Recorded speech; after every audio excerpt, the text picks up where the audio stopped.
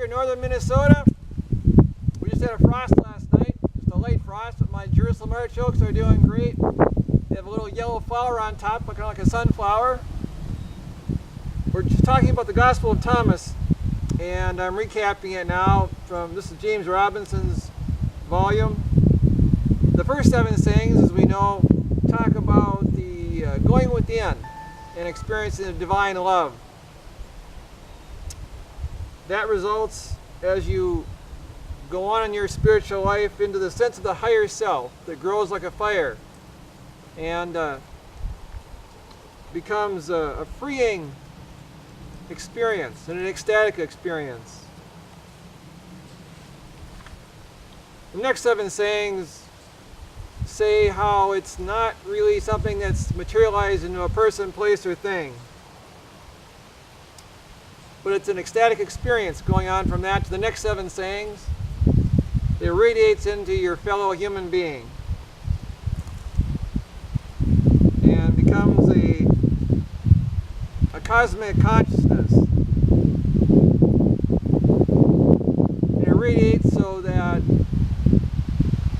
the next 7 sayings warn about not becoming too absorbed and involved in human activity to where it throws you off balance. Don't have a blind person leading a blind person, or have your hands bound by busy work. This weaves into the Pharisees and the scribes and the sense of institutional religion that we experience in life, where grapevines are planted outside of the Father that don't have really any spiritual transmission to give us.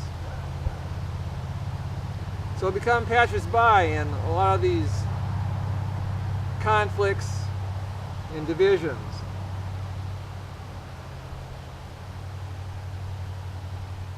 This brings us up to where we were last time, where the Jews, he calls them, either love the tree and hate the fruit, or love the fruit and hate the tree. So there are divisions between hierarchies and common peoples in any religion. And so the question is from that, but isn't somebody right? Shouldn't we be taking sides? And the Gospel of Thomas answers that in number 44.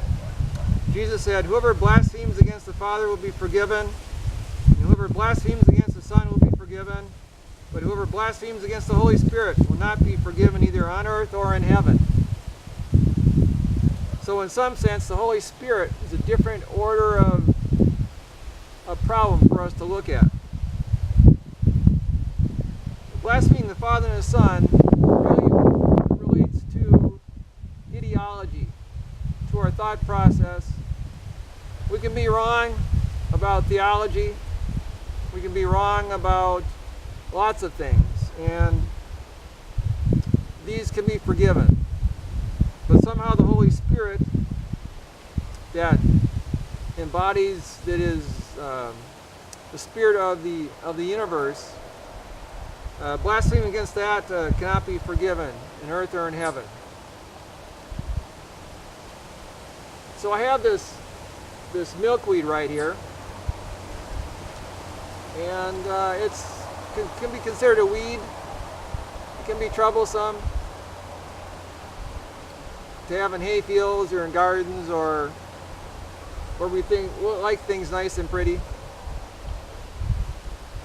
So my ideas about it are maybe not that important. But if I cut it down, then the monarch butterflies don't have something to nurture themselves. They're flying back and forth between high altitudes and Mexico.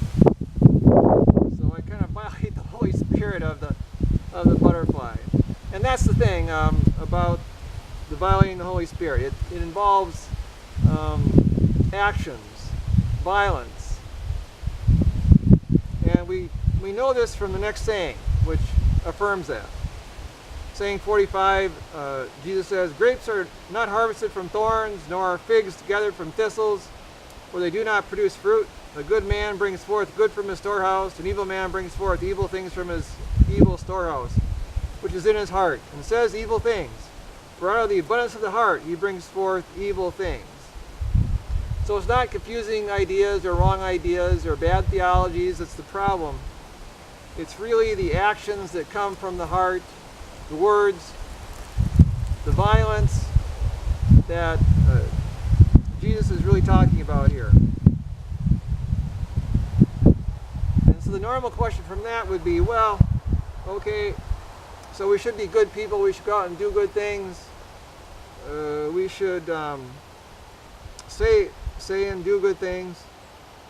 And Jesus corrects this as well in number 46. Jesus said, among those born of women, from Adam until John the Baptist, there is no one superior to John the Baptist, that his eyes should not be lowered before him. Yet I have said, whichever one of you becomes to be a child will be acquainted with the kingdom, and will become superior to John. John the Baptist was also a political figure. He was actually murdered because of an impending war that Herod feared that John would be the spiritual leader of. And so he was captured and he was killed as a preemptive strike before this war took place. And when Herod lost the war, then his death was seen as a retribution for having killed John the Baptist. So John the Baptist complained a great deal about the sexual sins of the elite, and he had a moral message as well as a spiritual message. And so this saying really reflects that we're talking about something more than just morality and being a good person and doing good things and thinking good thoughts and saying good things. So we'll come to that next time. So I appreciate you for tuning in. This is John Munter. My website is www.themirroredbridalchamber.com. My book, The Integral Gospel of Thomas Made Easy. Thanks.